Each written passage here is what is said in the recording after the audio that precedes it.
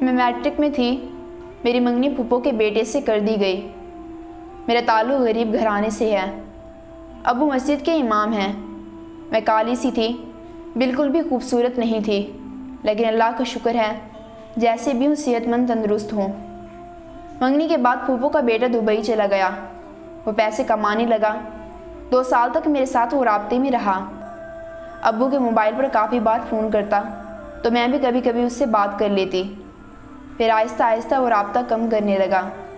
میں BA کر رہی تھی۔ وہ گھر آیا لیکن میرے سب خواب توڑنے کے لیے آیا تھا۔ اس نے مجھے اس لیے ریجیکٹ کر دیا، وہ گورا چٹا خوبصورت تھا اور میں کالی سی۔ کہنے لگا مجھے تم سے بدبو آتی ہے، تم کو دیکھ کر مجھے ڈر لگتا ہے۔ یوں کہنے وہ میرے دل پر خنجر چلا رہا تھا۔ میرا وجہ مجھ سے الجھ پڑا۔ انجام یہ ہوا مجھے چھوڑ گیا۔ منگنی ٹوٹ گئی۔ میں بہت روئی۔ مجھے اپنے کالے ہونے سے غصہ آنے لگا۔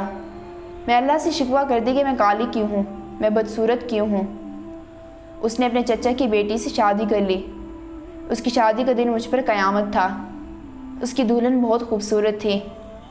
خیر میرے لیے رشتے آتے، لیکن صورت کو پسند کیا جاتا ہے نہ کہ سیرت کو۔ ہر بار ریجیکٹ ہوتی رہی۔ ایسا وقت بھی آ گیا میں شادی کے نام سے نفرت کرنے لگی۔ ہر وقت کتابوں میں گم رہنا میری زندگی کتابوں میں ڈوب چکی تھی۔ پڑھنا اور بس پڑھنا۔ کزن کی شادی کو 1 سال گزر گیا تھا۔ ہمارا آنا جانا بھی کم تھا۔ اسے دیکھے بھی کافی وقت گزر گیا۔ ہاں پھر ایک دن وہ میرے چچا یعنی میرے ماموں کے بیٹے کی شادی پر آیا تھا۔ ساتھ اس کی بیوی بھی تھی۔ دونوں بہت خوبصورت لگ رہے تھے۔ میں نے پیلا سوٹ پہنا تھا۔ میرے پاس آیا، ساتھ اس کی بیوی بھی تھی۔ ہاتھ ملا کر میں نے مسکراہٹ سے اس کا ویلکم کیا، شادی کی مبارکباد دی۔ میری طرف دیکھ کر بولا، دیکھو میری بیوی ہے بالکل پری جیسی۔ پھر طنز کرتے ہوئے بولا، یہ کون سا رنگ کا سوٹ پہنا ہوا ہے، بالکل الگ لگ رہی ہو۔ میری آنکھ سے انجانے سے آنسو گرا تھا۔ میں خاموش ہو گئی اور وہ ہنس رہا تھا۔ مہندی کی تھالی میرے ہاتھ سے گر گئی۔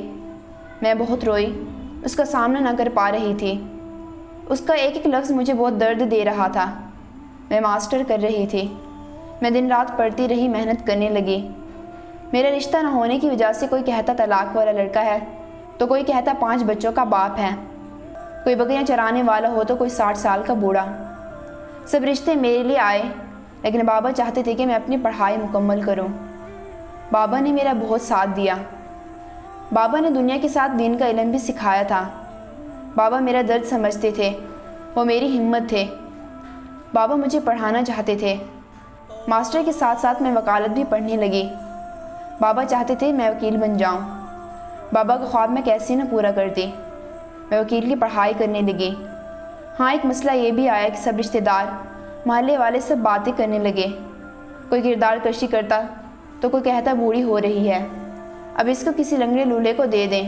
لیکن بابا میری ڈھال تھے، وہ مجھے پڑھاتے رہے۔ بابا اب بوڑھے ہو گئے۔ ہم صرف 2 بہنیں تھیں۔ ایک مجھ سے چھوٹی تھی لیکن اس کی شادی ہو گئی تھی۔ جب میں نے وکیل کا امتحان پاس کر لیا، اس دن امی ابو بہت روئے تھے۔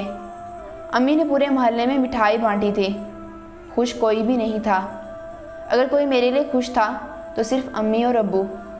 ابو میرا ماتھا چوم کر بولے، میری بچی تو نے میرا سر فخر سے بلند کر دیا۔ اس دن چچا اور تایا ہمارے گھر آئے تھے۔ کہنے لگے، وکیل بنی ہے کون سا جج لگ گئی ہے، اس کی شادی کر دو اب۔ وہ الفاظ میرے دل میں لکھے گئے تھے۔ 3 سال کی پریکٹس کے بعد اللہ کا کرم ہوا، میں جج بن گئی۔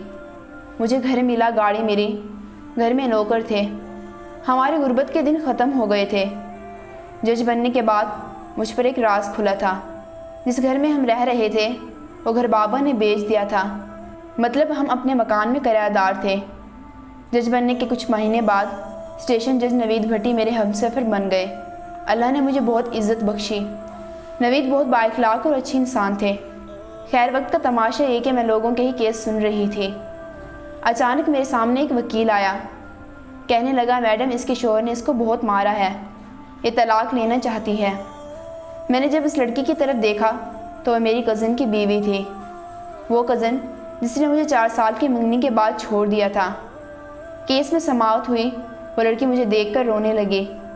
اگلی پیشی پر ہی اس کے شوہر کو بھی بلوا لیا۔ وہ کزن جو مجھے کالی بدبودار کہہ کر چھوڑ گیا تھا، وہ میرے سامنے نظریں جھکائے کٹہرے میں کھڑا تھا۔ میں نے دل پر ہاتھ رکھا اور اللہ کا شکر ادا کیا۔ اے اللہ، تو بہتر فیصلے کرنے والا ہے۔ میں نے اس رشتے ٹوٹنے کے بعد کتنے گلے شکوے کیے تھے، کتنا روئی تھی۔ اگر میں اس کی ہمسفر ہوتی تو آج میں طلاق لینے کے لیے یہاں کھڑی رو رہی ہوتی۔ اس نے مجھے چھوڑا اور میں آج جج بنی ہوں، اور مجھے ٹھکرانے والا میرے فیصلے کا غلام ہے۔ میرا کزن میری طرف دیکھ کر رو رہا تھا۔ وہ میرے ساتھ ہاتھ جوڑ کر کھڑا تھا۔ اس کے ماں باپ شرمندہ تھے۔ میں نے دونوں کو سمجھایا اور گھر آباد کرنے کو کہا۔ کزن میرے سامنے ہاتھ جوڑ کر وعدہ کرنے لگا کہ اپنی بیوی کو نہیں ماروں گا۔ اتنے میں بڑی کار پاس آ کر رکی، میں اس میں سوار ہوئی۔ وہ بائک کے پاس کھڑا تھا اور میں اپنے فیصلے پر سجدہ ریز تھی۔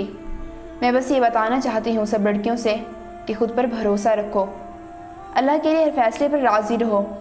کوئی چھوڑ جائے، رشتہ توڑ دے تو دل پر ہاتھ رکھو اور مسکرا کر آگے بڑھ جاؤ۔ میں آپ سب کے سامنے ہوں، آج میں جج ہوں۔ رونا دھونا بند کرو، ہمت کرو، خود کو پہچانو، اپنی قسمت خود لکھو۔ اللہ سب دیکھ رہا ہے، وہ بہتر فیصلے کرنے والا ہے۔